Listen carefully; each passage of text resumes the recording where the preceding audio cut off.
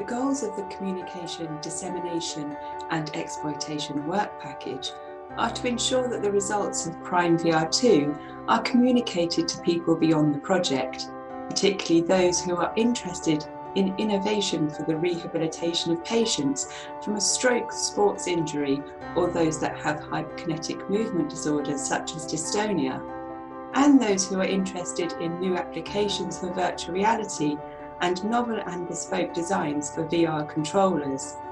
The goals are also to ensure the sustainability of the results and maximise the potential impact of Prime-VR2 by building a strong roadmap to a commercial product and protecting our IP through the filing of patents. All partners are involved in the communication, dissemination and exploitation activities of the project. In particular, the University of Malta has defined the communication and dissemination strategy and identified the what, how, why and who we need to target. Crowd Helix have built a virtual reality helix on their platform to ensure we engage with interesting stakeholders and potential investors.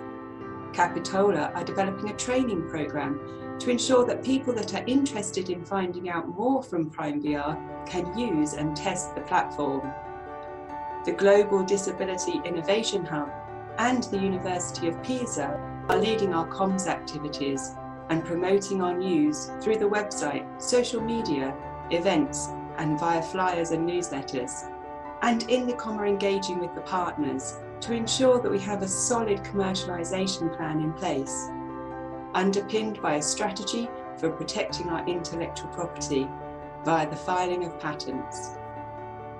The key challenges that we are currently facing are the restrictions on travelling to and participating in events to promote Prime-VR2 due to the current COVID-19 crisis. This is also impacting our ability to engage directly with some of our patients in our living labs to gather important input in the development of a commercial product. The partners in the project are working hard to identify alternative ways of reaching out to people, including this series of interviews, virtual events and webinars.